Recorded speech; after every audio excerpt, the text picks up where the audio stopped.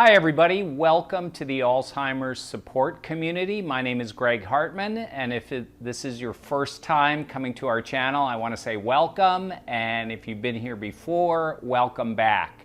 So today I want to talk about, I think one of the most challenging things when you're caring for somebody, and that is having the additional support you need. So, my dad basically lived with me 24/7, right? 7 days a week, for the last year and a half of his life, basically, that I cared for him. And you really do become a prisoner to that home or that place that you're caring for that person. So literally, and this is important if you've just recently started caring for somebody or if that is in your imminent future. And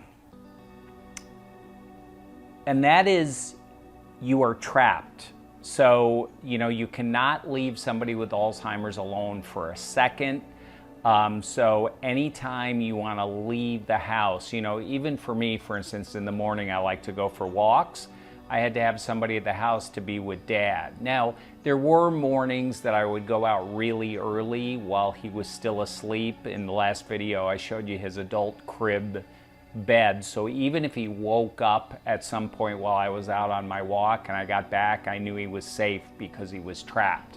But during the day, you're really, you got to be there full time. You got to keep your eye on them. You got to be within an earshot of them. You can never leave them unattended. So one of the challenges I had to work through, and it was an ongoing challenge, is who's going to cover when I have to go out of the house for something as simple as grocery shopping, right? Or, going to the gym, or just wanting to get away and get, a little break from the care. And hospice generally isn't set up for that. They're more set up to come in and do actual care, like checking vitals, giving baths, washing, supporting with changing catheters, things like that. But they're not set up to come in and babysit, if you will. That's not in their thing. Now, there are people you can hire for that. So I had a couple of options. One, my whole family's in the town where my dad was. So I have a brother, Eric, and my sister, Denise. So I could arrange with them care time. And look, you've really got to be responsible, or you'll find yourself blaming people and making them wrong, and how come I'm the one stuck with doing all of this? So the way you get around that is I would call my sister a week in advance and I would plan out the days, like, can you be here Monday from 3 to 5? Can you be here on Wednesday from 1 to 4 in the afternoon? Whatever the case was, so I could get coverage. And then my brother, shortly after I started caring for my dad, we have a big house with plenty of room. My brother's lease was up, and I said to him, look, dude, why don't you move in? It'll get you out from having to pay rent. You'll have a nice place to live, and I'll have some backup care. Now, my brother works a normal, 9 to 5 job, so during the day I had Dad, but at 5 when Eric would get home, that would give me time in the evenings to go to the gym or to go shopping or go out and hang out with some friends or whatever. So I had that additional backup.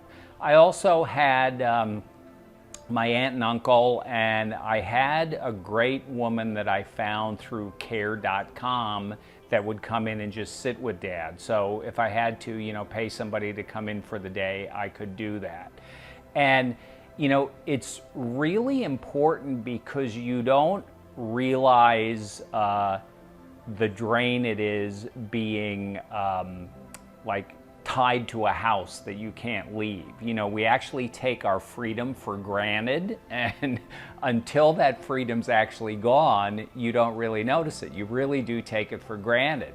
So it was funny because I was so used, Dad died February 24th of this year, and then if you remember, the COVID-19 lockdown, if you will, happened sometime in the middle of March. So Dad passed, and I was looking forward to, finally I'm free. I can actually leave the house.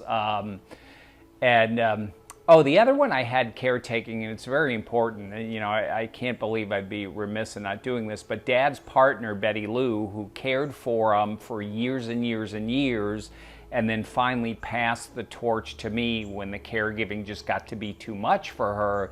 Betty Lou was so great about coming over. She would tell me, look, if you need anything, just call. She was probably my number one support network. My sister and brother, of course, up there. But you can see I had plenty of resources, so I wasn't completely trapped 100% of the time, right?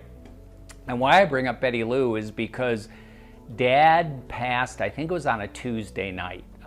I could check the calendar, but I believe it was a Tuesday night. And it may have been a Monday night, but anyway, the next night, my brother and I were planning to go to a concert. And of course, we didn't know when my dad was going to pass, so weeks in advance, I had lined up with Betty Lou to come be with Dad that night, and then, the day before he passed. But I was so used to the habit of having to have somebody cover, right? That the day of the concert, I called Betty Lou and I said to her, what time are you going to be here tonight? Because remember, Eric and I have that concert. And she didn't answer. She just paused, waiting for me to actually process that, like, oh my God, I don't need Betty Lou to cover anymore. I'm actually free to leave the house. So she waited, and the line was kind of silent for a while, and then it hit me, and I was like, duh, you don't need to come anymore. And she just started laughing, and she said, see, you've been in this habit for so long, it's literally weird for you to leave the house without having some other care arranged, okay? So, then a couple weeks later, the COVID-19 lockdown happened, and I remember hearing from my friends and like, this is such a drag, we can't go anywhere, and it feels so weird to just be trapped in the house all the time. And I was kind of laughing. I would be like, it's business as usual for me. I thought I was finally going to get a reprieve and be able to go out and have fun, but now it's just like it was when I was caring for Dad. So I bring that up because we all experienced the lockdown and how trapped you felt and how you couldn't go anywhere and you were just stuck in your house. And when you're a caregiver, it's like that all the time. So you really need to plan ahead and think, who are the additional people I'm going to have supporting me? You need to arrange them in your calendar. And it's very important, as we move forward in the channel, we'll bring some guests on. But one of the big things people talk about when you're caregiving for the elderly, and especially someone with Alzheimer's, is taking care of the caregiver. And people aren't going to do that. My family was great and they would check in with me, but you've really got to be responsible for your own, health and well-being and your own self-care. And it really takes something to manage it. There were moments along the way where I would feel frustrated, burned out, tired out.